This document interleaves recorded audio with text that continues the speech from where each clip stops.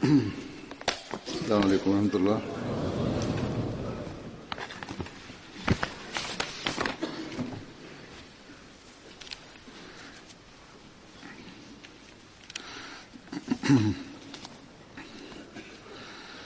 أشهد أن لا إله إلا الله وحده لا شريك له وأشهد أن محمدا عبده ورسوله أما بعد فأعوذ بالله من الشيطان الرجيم بسم الله الرحمن الرحيم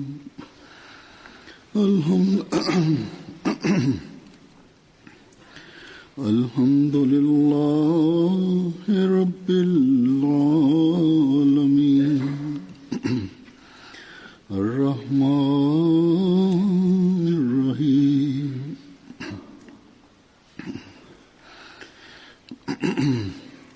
مالك يوم الدين إياك نعبد وإياك نستعين اهدنا الصراط المستقيم صراط الذين أنعمت عليهم غير المغضوب عليهم ولا الضالين.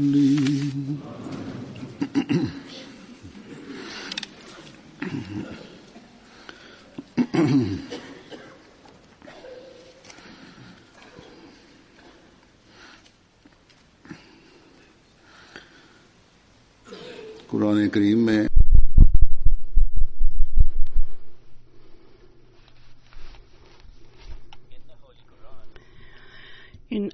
u časnom Kur'anu nalazimo mnoga mjesta gdje su vjernici postiču da čine finansijske žrtve. I Allah dželešanhu na jednom mjestu kaže: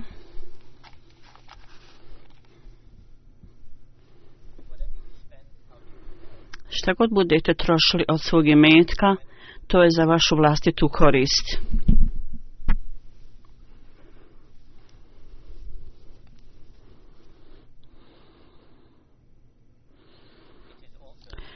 Također je rečeno da vjernici troše samo zato da zadovolje Allaha dželešanuhu.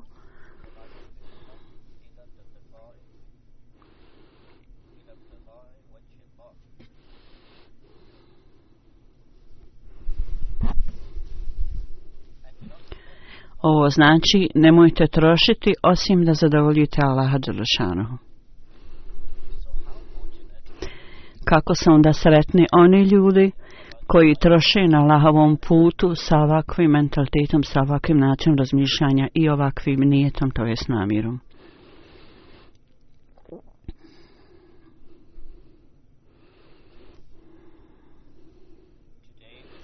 Danas, milošću Allaha svemogućeg, u cijeloj zemlji nema nikoga osim Ahmedi muslimana koji radi da steknu zadovoljstvo Allaha dželešanhu imaju ovaj način razmišljanja da zažrtvuju svoj imetak na Allahovom putu.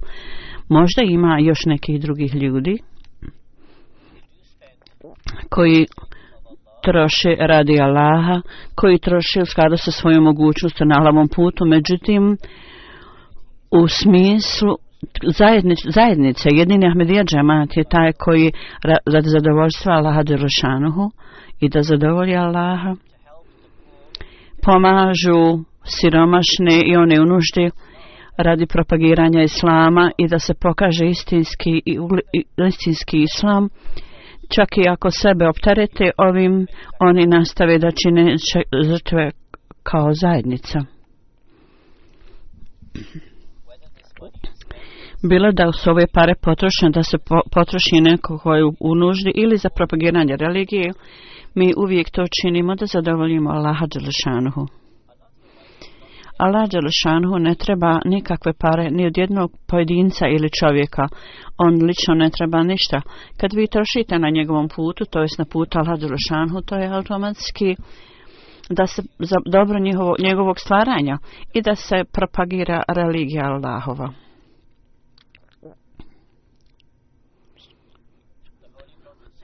Časni poslanik sallallahu alejhi ve sellem u ovom hadisu koji je on proučio pravo od Allaha dobio, kaže se: o djeco Ademova, skupljajte svoj imetak i budite zadovoljni.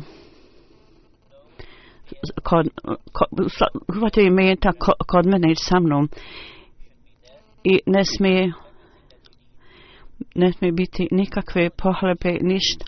Ja ću dati onome ko treba i dat ću onome ko najviše treba.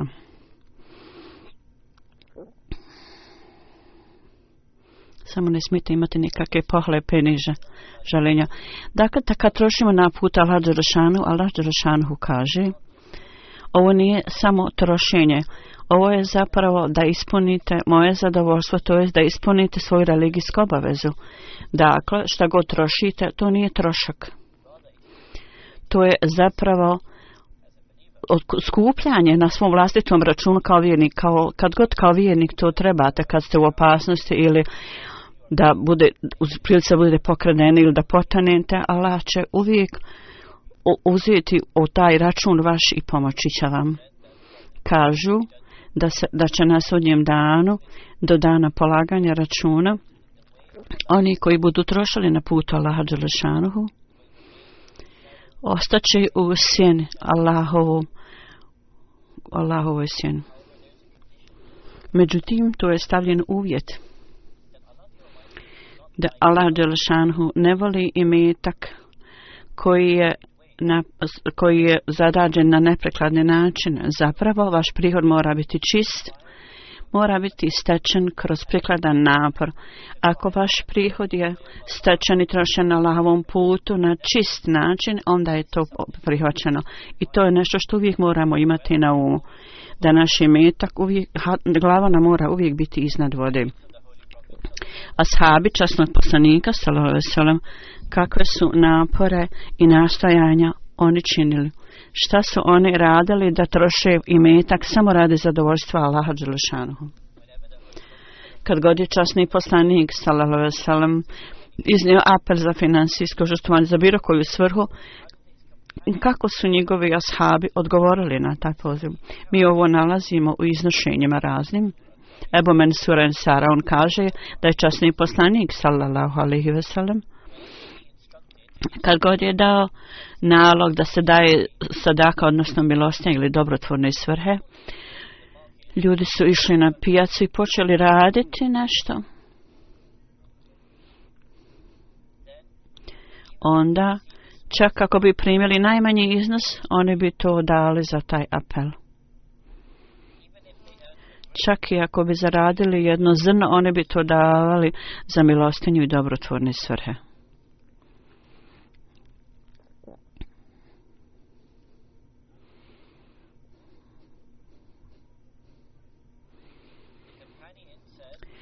Jedan ashab kaže da bi oni išli na pijacu da se žrtvuju i da dobiju neki prihod da ispune ovaj apel poslanika za finansijsko žrtvovanje i davanje.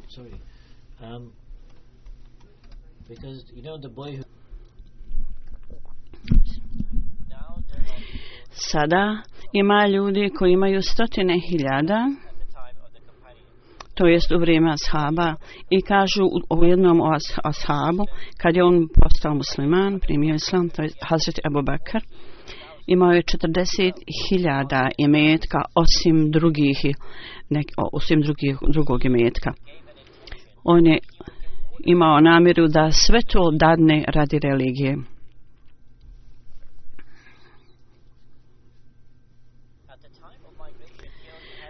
U vrijeme iseljenja on je sam imao 500, što mu je preostalo.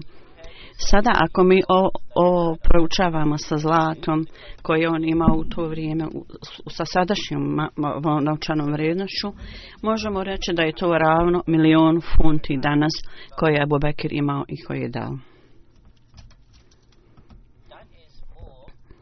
To je više nego skoro sav naš budžet iz cijelog svijeta koji skupimo za ovak final. Tako da stanje ashaba u to vrijeme je bilo tako da čak oni koji su mogli dati samo nekoliko centi ili nekoliko malo zrna žita, oni su to dali. A oni koji su bili imućni, njih nije bilo briga da sebe stavaju bilo kakvu vrstu teškoća. Zapravo su napustili sve bez ustezanja radi Allaha. Mi također vidimo među ashabima obećanog Mesija alejselama. Mi vidimo žrtve prvog halife, Hazreti Kalifatul Mesih prvo, koji je dao ogromne žrtve. Kad god bi obećan Mesija alejselam trebao nešto, on se uvijek žrtvovao. Slično tome, Hazreti doktor Halifa Rešidun. On je bio otac Hazreti Umi Nasir. Kad je on čuo tvrdnju obećanog Mesija alejselama, on je odmah rekao: takva osoba koji to tvrdi nikad ne može biti lažov, i odmah je dao zavjet o danosti. Pa nadalje u financijskom žrtvovanju on je nadmašio. On je bio doktor po profesiji i također je bio radio u nekoj drugoj službi. On je bio vrlo utjecajan i imao je vrlo dobar prihod. Obećani Mesija alejselam uvrgao je među svojih 12 ashaba. Hazreti Muslima radijallahu anhu je rekao: on je tako bio ispred u žrtvovanju da obećani Mesija alejselam mu je dao čast da je on dao toliko žrtvovao za pokret, za ovaj pokret, da nije bilo potrebno za kakve njegove druge žrtve poslije toga.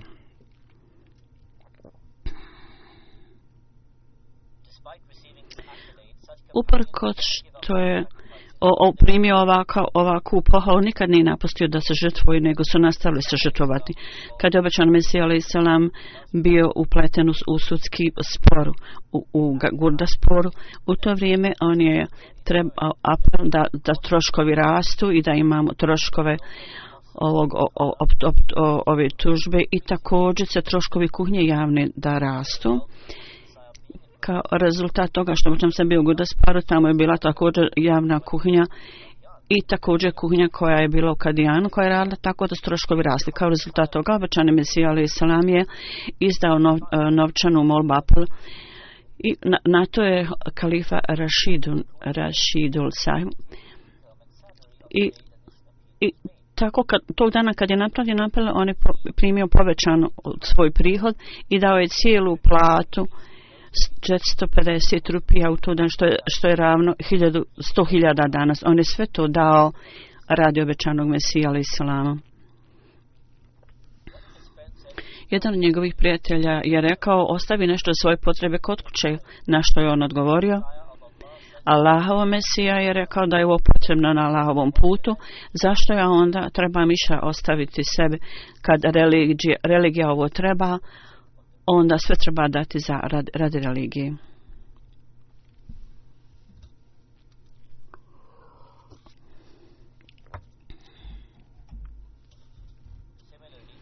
Slično tome, obećani Mesija alejselam je spomenuo žrtve nekih manje imućnih Ahmedi muslimana. Obećani Mesija alejselam kaže: ja sam zapanjen kad vidim iskrenost i predanost članova džemata, čak oni koji su u vrlo siromašnom stanju, kao što je Hajrudin i Imamudin iz Kašmira, kao i drugi koji žive blizu moga sela. Oni su 3 braća koji su siromašni i oni vjerovatno rade neki težak rad kojim zarade 2-3 ana dnevno. Pa ipak oni se žrtvuju finansijski, oni daju članarinu ili za dobrotvorne svrhe redovno.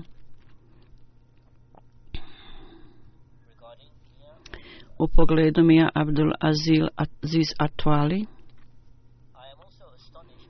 Ja sam također zapanjen njegovom iskrenošću i predanošću, uprkos što je manje imućan i što je zapravo u vrlo teškom stanju.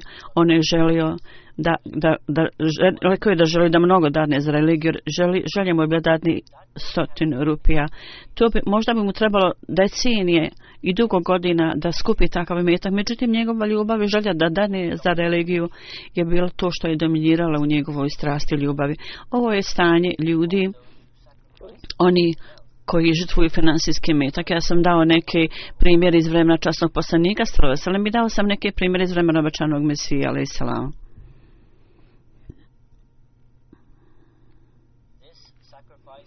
Ovo žrtvovanje je u skladu sa naredbama Allaha dželešanuhu.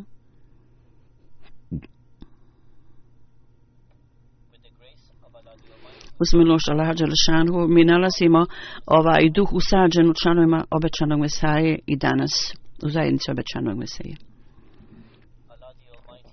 Allah dželešanuhu je dao shvatanje i osjećaj i želju obećanom članovima Mesaje i članovi džemata su takvi da ne možemo naći nigdje drugo. Mi nalazimo ovo širom svijeta ove primjere, jer je naša navika i običaj da kao što je tradicija 7. januara bude najavljena godina Vakfi Džedid i ja ću zato predstaviti određena iznošenja oni koji su nadmašili u svom žrtvovanju vezano za Vakfi Džedid. Mi vidimo kako kroz duh žrtvovanja Allah dželešanuhu nagrađuje ove ljude čak u ovom životu i to postaje za njih sredstvo da ojačaju svoju vjeru.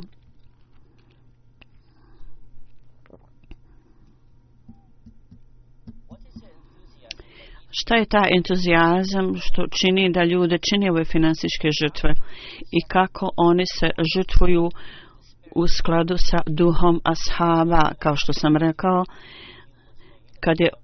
kad je dat apel za finansijsko žrtvovanje u jednom času poslanika, oni su išli na pijacu i šta god bi zaradili, dali su i vratili natrag, dali časnom poslaniku.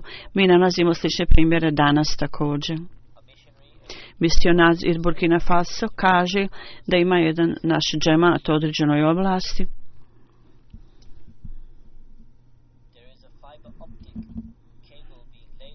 Tamo je položen jedan kabel i neki iz omladinske organizacije u džematu govorili su sa nekim radnicima i također im dali priliku da nešto urade i radi toga da bi zaradili nešto. Zapravo da ne da zaradi, nego da iskopaju vjerovatno kanal za te kablove. Kao rezultat dato im je otprilike nekoliko stotina u novčanoj vrijednosti te zemlje. Kao što sam rekao, ovo je taj duh koji mi nalazimo samo u džematu Ahmedija, nigdje drugo.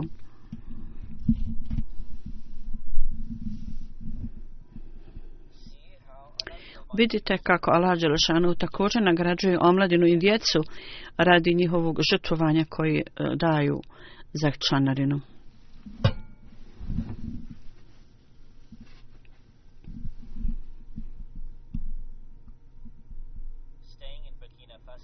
Boraveći u Burkina Faso, da ostanemo u Burkina Faso, ima jedan oblast također. Jedan Ahmedi iznosi i kaže ja sam trebao da krenem na neko putovanje i godina Vakfi Džedid se približavala kraju.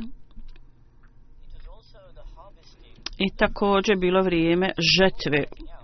I prije nego što sam krenuo, ja sam rekao djeci kad završi žetvu da uzmu 10% i da dadnu za članarinu. I onda sam krenuo na putovanje, otišao sam na put. Kasnije, moja djeca su pokupila žetvu i stavili u kuću i nisu ništa dali za članarinu. Kad sam se vratio i kad sam vidio, ja sam pitao i saznao sam da su djeca zadržala kod kuće svu žetvu. Na to sam ja rekao djeci, odmah iznesite svo žito i uklonite desetinu od 10% koji treba da bude dat za članarinu. Tako da su oni uklonili svo žito iz kuće i uzeli su dio koji je trebao da bude dat za članarinu. I rekli su da nema manjka za njihove vlastite potrebe. Dakle, oni su bili iznenađeni čak i ako su dali tu količinu za članarinu da i nije bilo manjka za njihove potrebe u žitu. Tako da je Allah, da je otac rekao, Allah dželešanu vam pokazuje da ako budete trošiti na njegovom putu, vaše lični imetak nikada se ne umanjuje, nego se zapovećava. Ovo je vjera onih ljudi koji sjede 1000 milja daleko. Oni su prihvatili obećanog Mesiju alejhi selama. Oni su oni koji postupaju u skladu sa učenjima istinskog islama.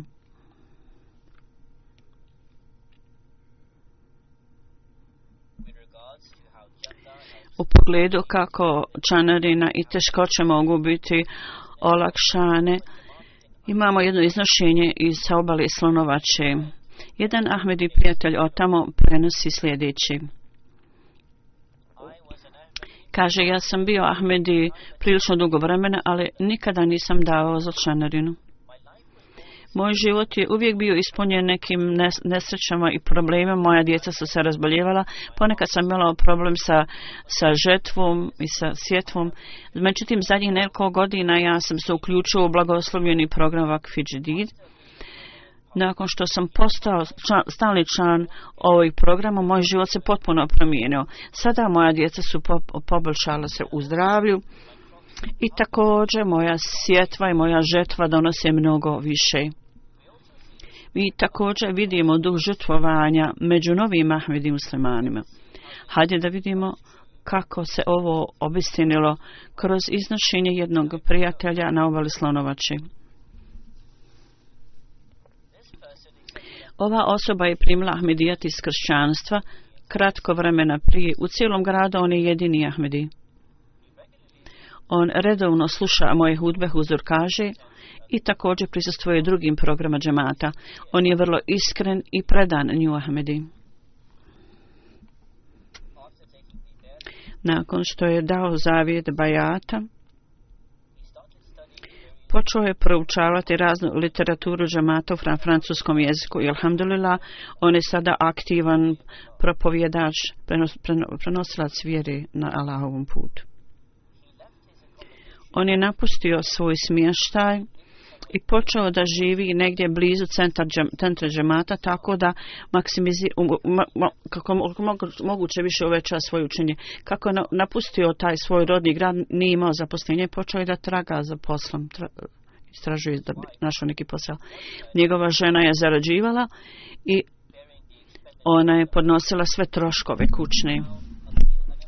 Sada dat je apel za članarinu i upoko svoje teške situacije ovaj čovjek je dao 500 franci kao članarina. On je rekao, ovo je moja članarina, jeste moja situacija je vrlo teška, međutim ja ne želim da budem iza u svom finansijskom žrtvovanju.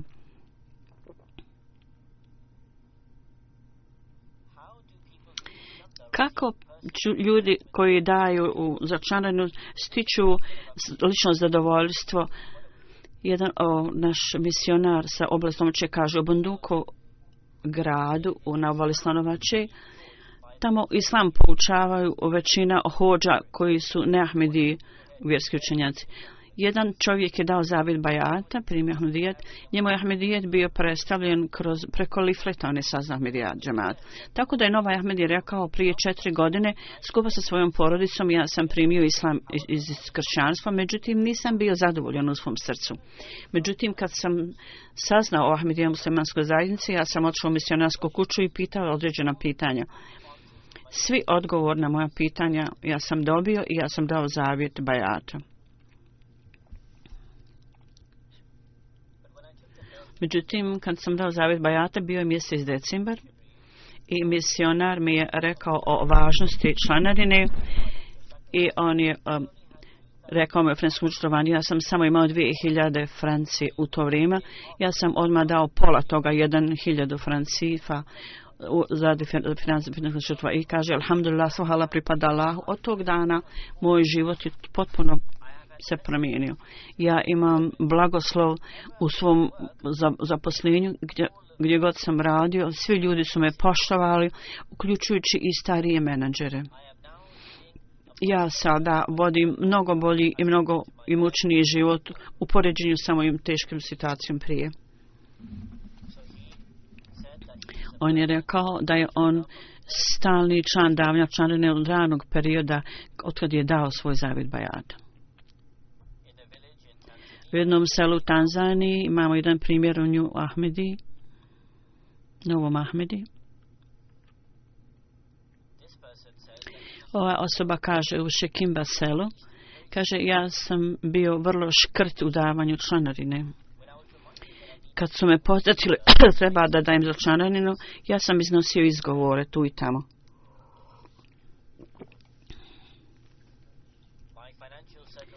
Moje financijske okolnosti nisu bile dobre i ja sam zato se ustezao da dajem članarinu. Međutim, kad sam zaista razumio zašto treba da dajem za članarinu, moj život se potpuno promijenio. Ove godine, kad sam posadio sjeme, žetva koju sam prije primao, sada se mnogostruko uvećalo u poređenju sa iznosom koliko sam prije imao žetvu. Sve ovo je kao rezultat rošenja na Allahovom putu. Od kad sam počeo da dajem članarinu, moj život se potpuno promijenio. Moje financijske okolnosti su sada bolje. Ja sada pravim kuću od 6 soba. Razlog zašto pravim u veliku kuću je želim da kad god neki gost džemata dođe u naše selo ili grad, da boravi u mojoj kući i da budem u stanju da trošim za njih. Tako da i kad ova osoba pravi kuću, on razmišlja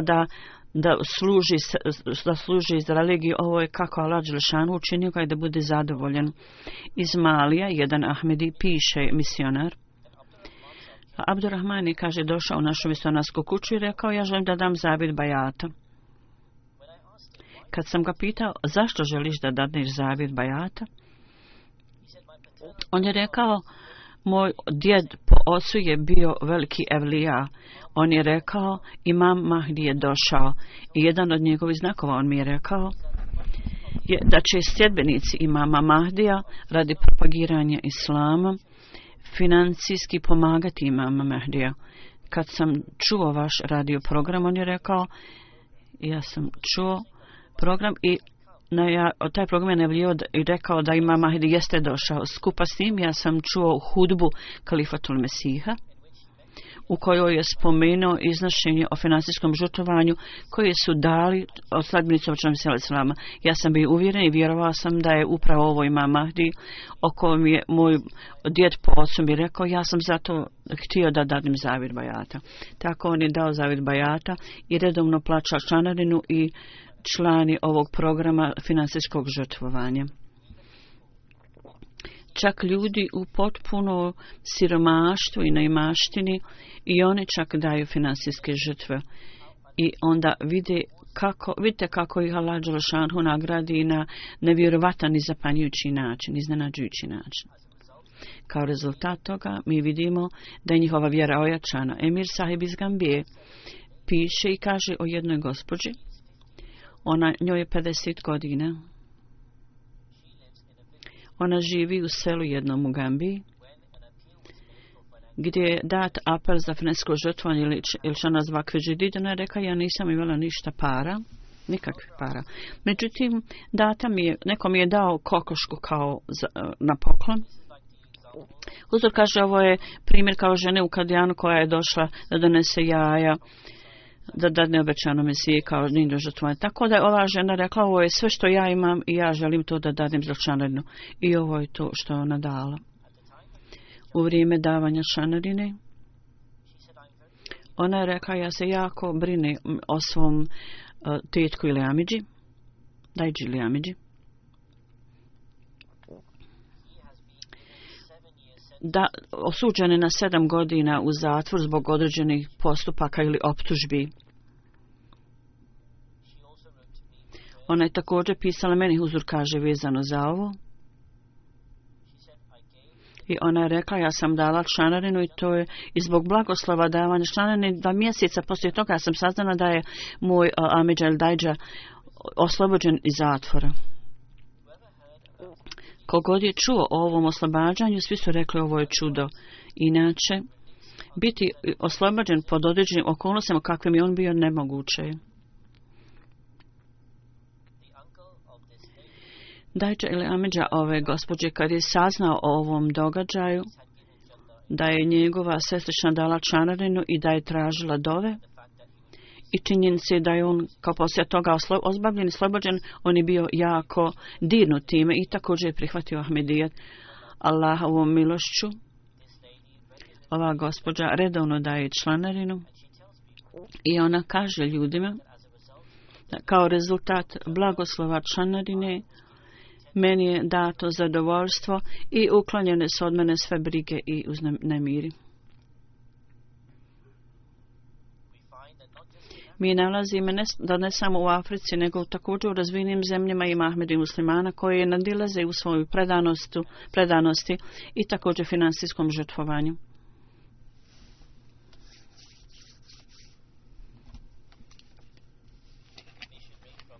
Misionar iz Australije piše, kaže u Melbourneu, jedan mladić koji je studirao u univerzitetu i u skladu sa svojim obećanjem on je dao sa svoje pare za Bakfi Džedid. Međutim, u petak na džume od članovi neki su posjećeni u Bakfi Džedid.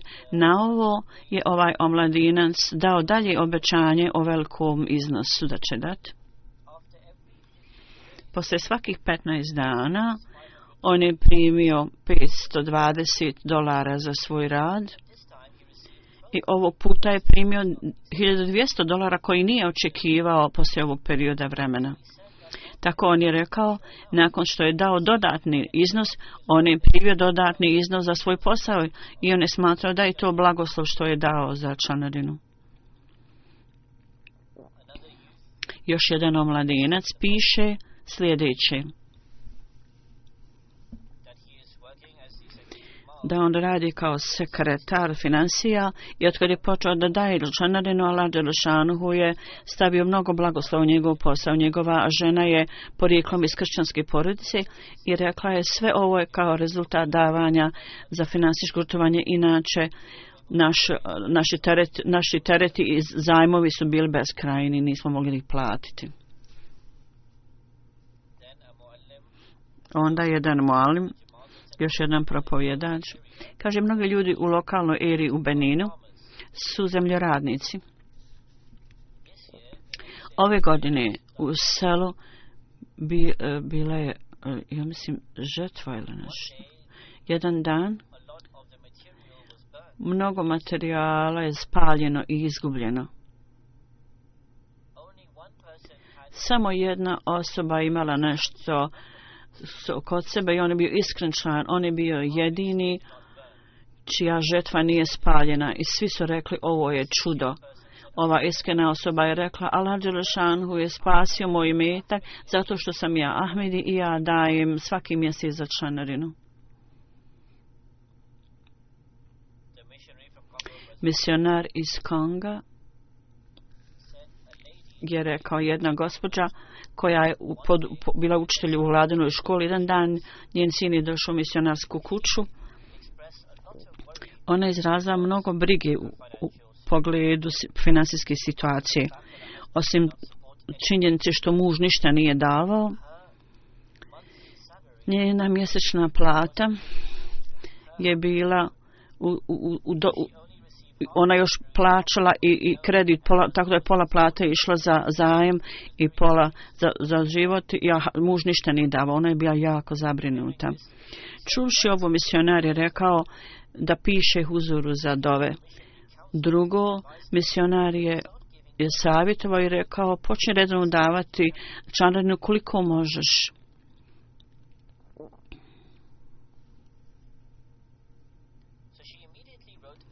Tako da je ona odmah meni pisala pismo huzur, kaže, i počela je odmah redovno davati članarinu. Zapravo ona je počela davati članarinu u ime svoje familije. Samo nekoliko dana je prošlo. Ona je počela plaćati za školu i njena starija sestra koja je preuzela sav imetak oca, Poslala je 100.000 francifa ovoj ženi i ova žena je odmah nazvala misionarsku kuću i rekla kroz blagoslov članarine i svi moji problemi i brige su bili uklonjeni. Ona je došla i dala još 10.000 francifa za članarinu. Predsjednica leđne organizacije u Kanadi je rekla, je univerzitetu u Torontu, jedan moj sekretara finansijski mi je rekao, to članu moraš dati članarinu i tvoji problemi će biti uklonjeni. Ova djevojka je rekla, imala sam samo $50 u to vrijeme, znači ona je bila govorila studentici. I kaže, ja sam opterećena, međutim, kaže, dala sam to za Vakf Džedid $50. Kratko poslije, što sam davala nakon što sam dala ovaj iznos, primila sam školarinu za $800 univerziteta. Allah Đelešanu me mnogostruko nagradio u odnosu na iznos koji sam dala da se žrtvujem, koji sam dala za članinu. Abdurrahman Saheb, još jedan Ahmedi.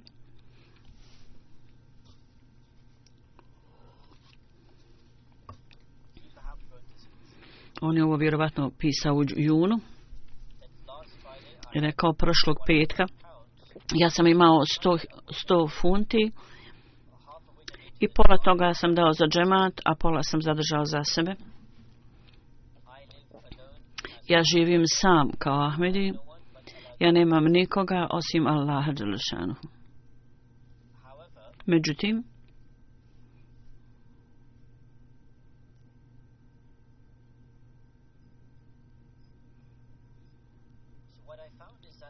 ono što sam otkrio je da je vlada povećala moju platu za 60%. Tako, zato je moja namjera da do sljedećeg petka dadnem više još na Allahovom putu. Molite da Allah Đelešanu mi dadne sposobnost da trošim više na Allahovom putu. Ima jedan inspektor za članarinu iz Indije koji piše sljedeće. On je otišao na obilazak u posjetu u razne oblasti i govorio je sa jednim članom preko telefona. Rekao je, mi dolazimo u tvoju oblast. Kad je poslije 1 sata otišao, oni su diskutovali kad je odjednom ušao neki čovjek. Mi smo razgovarali s njim. On je nešto odnio i ja sam pitao domaćina šta je ovo. Domaćin je rekao, činjenica je da ste vi rekli da dolazite. Mi nismo imali ništa para, tako da smo imali samo malo. Tako ja sam prodao nešto i ovi ljudi su došli da to uzmu. Inspektor je rekao, ne, u redu je. Domaćin je rekao, ne, ja ne mogu to raditi. Kako može biti da je neko došao kad predstavlja centar, a da ja ga pustim da ode prazni ruku? Zato sam ja prodao ovu stvar koja je bila u mojoj kući i zato su ovo dvoje ljudi došli i ušli u sobu i pred vama odnijeli ovu stvar, jer ja sam to prodao za 1 sat nakon što ste me vi zvali. Ovaj čovjek je stolar i uprkos finansijske teškoće on se nije on nije napustio to za financijski žrtvuje.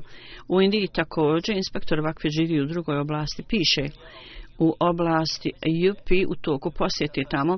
Mi smo otišli jednoj osobi da uzmemo članarinu za Vakf Džedid i on je spomenuo svoje brige i nemirnosti i rekao, moja situacija je vrlo teška. Ja sam u vrlo teškoj situaciji. I on to kaže, otišao ponovo njegovoj kući tog čovjeka i on je rekao,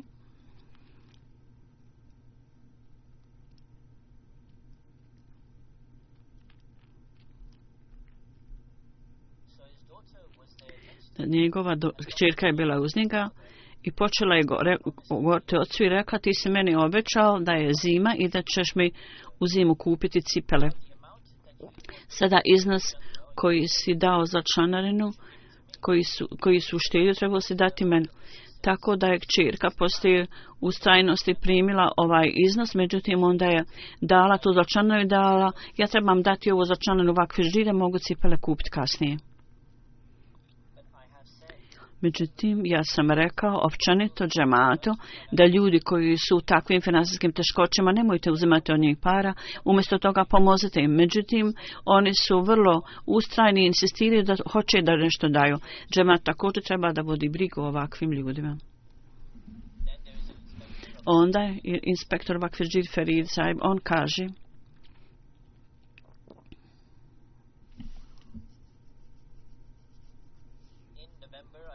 u novembru ja sam otišao u vizit u IUP oblast. Ja sam tamo otkrio da ima jedna Ahmedi kuća u određenoj oblasti i on dugo vremena nije imao kontakta s džematom. Kad sam stigao u njegovu kuću, ja sam ih podsjetio o članarni za Vakfe Džedid.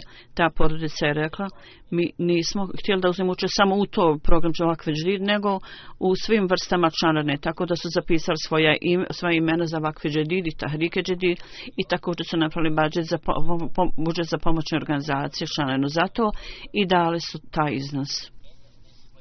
Na ovaj način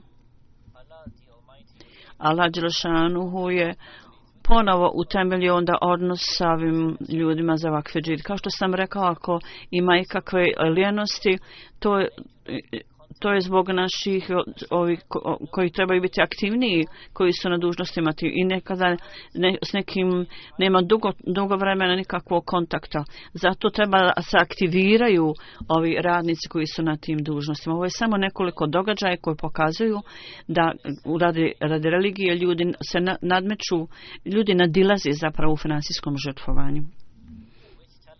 I to nam govori kako ljudi nadilaze u svom predanošću i iskrenosti. Također pokazuje istinitost obećanog Mesija alejhi salama i činjenici da Ahmedija muslimanski džemat je bio utemeljen, osnovan od strane Allah Đelešanu, da Allah Đelešanu osposobi članove džemata da nastavi da uvećavaju svoju vjeru i predanost i da nastavi da nadilaze radi Allah Đelešanu i da daju finansijske žrtve.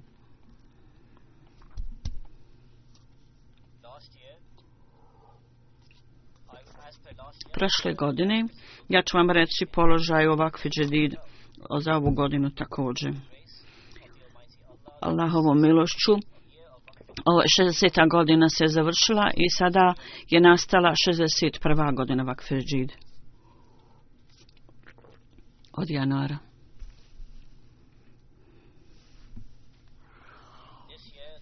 Ove godine džemat je dao 8,8 miliona za Vakfe Džedid. Ovo je otprilike 700 ili 800 hiljada više nego prošle godine. Pakistan je prvi u cijelom svijetu. Poslije toga položaj s ovako Vakfe Džedid su sljedeći. Prvi 10 zemalja su Britanija prva, osim Pakistanom, onda Njemačka druga, suprotno u Tahrike Džedid. Treća je Amerika, Kanada je četvrta, Indija peta, Australija šesta, jedna zemlja na srednjem istoku je sedma, Indonezija osma, onda još jedna zemlja na srednjem istoku deveta i Gana je deseta. Gana je prilično dosta napredovala ove godine.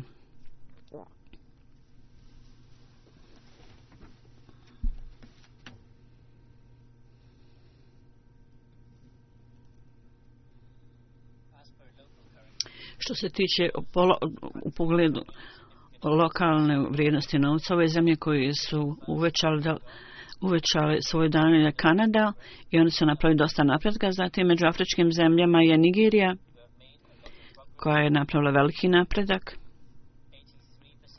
83%, Mali 55% povećanje, Kamerun 45% uvećanje, Gana je napravila 24% uvećanje, porast. To je upoređeno sa iznosom u lokalnom vrijednosti novca za prošlu godinu.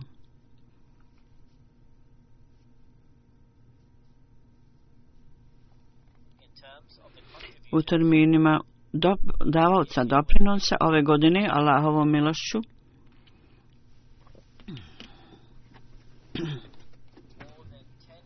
više od 10 miliona ljudi su uzeli učešće u ovom programu Vakfe Džedid. To je Sierra Leone, Niger, Benin, Mali, Kamerun, Obala Slonovače, Senegal, Burkina Faso, Gambija, Guinea-Bissau, Kenija, Tanzanija i Zimbabwe.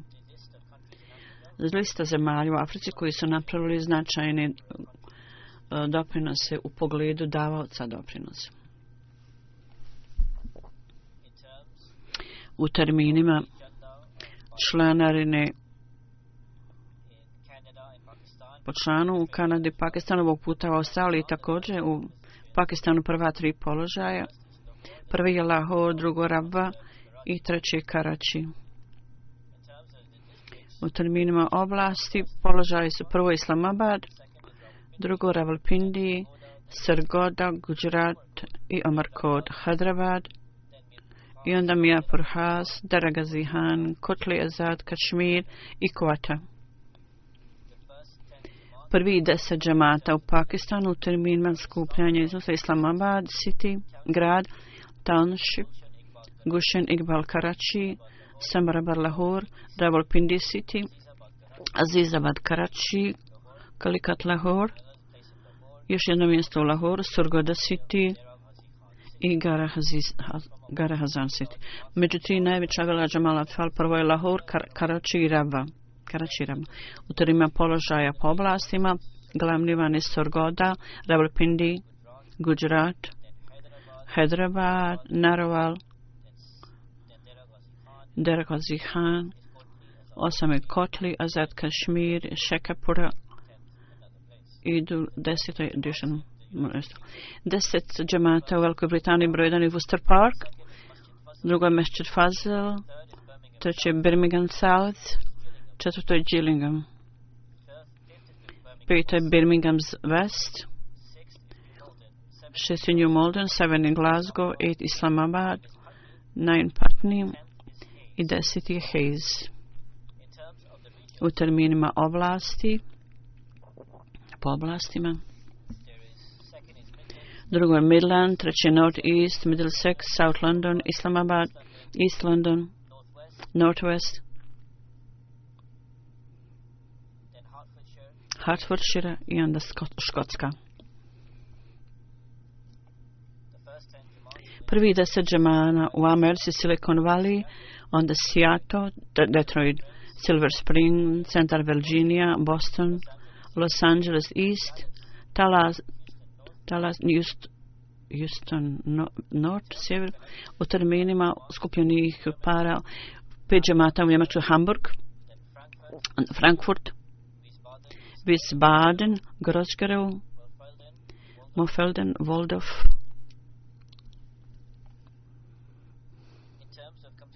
U termina ukupno skupljeni para vodemake prvi, Neuss Mediabad, Freiburg, Koblenz, Is-Ain i Lamin. U termina skupljanja mjesta u Kanadi prva je One, Calgary, Peace Village, Brampton, Vancouver i onda Mississauga. 10 velikih džamata, prvi je Durham, Edmonton West, Saskatoon South, Windsor, Bradford, Saskatoon North, Montreal West, Lloydminster, Edmonton East, Arvey Fork i Atfal. 5 džamata u Kanadi su Durham, Bradford, Saskatoon South, Saskatoon North, Westminster i Daftar Atfal, glavna Peace Village, Calgary, Vancouver West. U Indiji u terminima provincija prve Kerala, Jammu Kashmir, Langana, Karnataka, Tamil Nadu, Orissa, West Bengal, Uttar Pradesh i Varasa, čini se. U terminima skupljeni po džematima u Indiji, Calicut je prvi, Hyderabad, zatim Patak, Kadian, Calcutta, Bangalore, Kandartown, Bangadi, Karalai i Karamlaki. 10 džemata u Australiji su prvi Castle Hill, drugo Brisbane, zatim Margin Park, Melbourne, Warwick, Plumpton, Blacktown, Adelaide South i Canberra. Daftar Atfal Australija su ako Brisbane again, Brisbane South, Melbourne, Adelaide South, Melbourne, Brampton, Castle Hill, Margin Park, Madrid.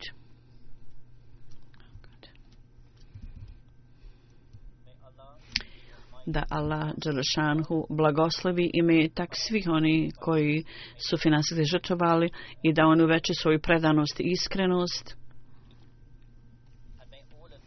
i da svi oni u svojim postupcima i u svojim riječima uvijek postupaju u skladu sa zadovoljstvom Allaha Đelešanhu.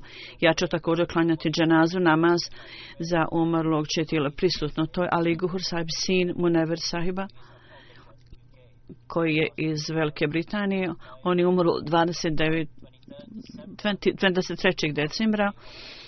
On je umro na putu za Njemačku blizu Kelna grada kad je pukla guma na autu.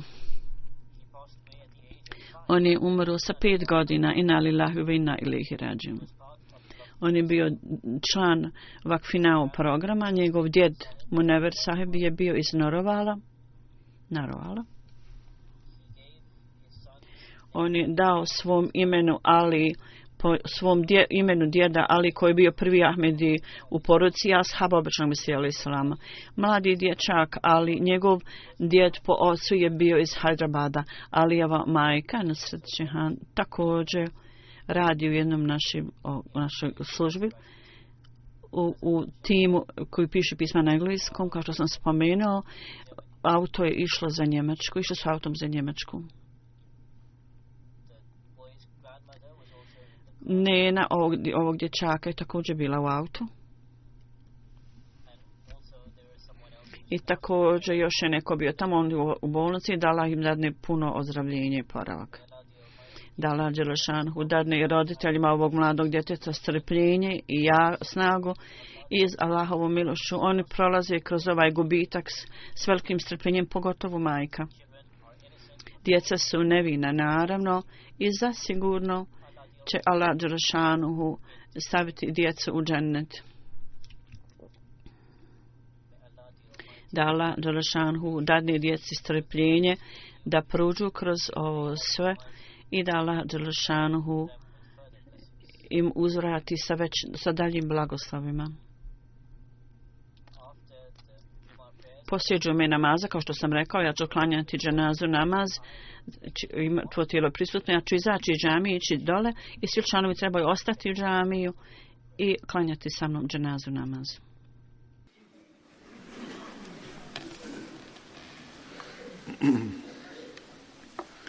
Alhamdulillah, nahmaduhu wa nasta'inuhu wa nastaghfiruhu.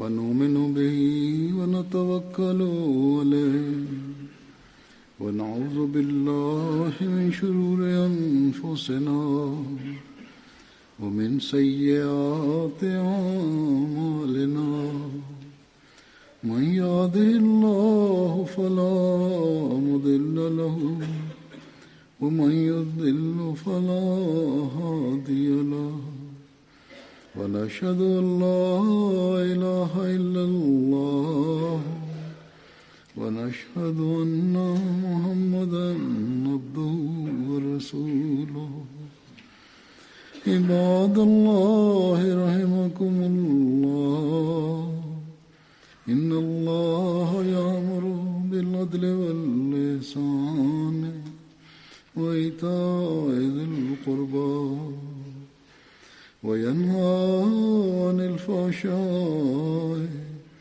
والمنكر والبغي يعظكم لعلكم تذكرون اذكروا الله يذكركم وادعوه يستجب لكم ولذكر الله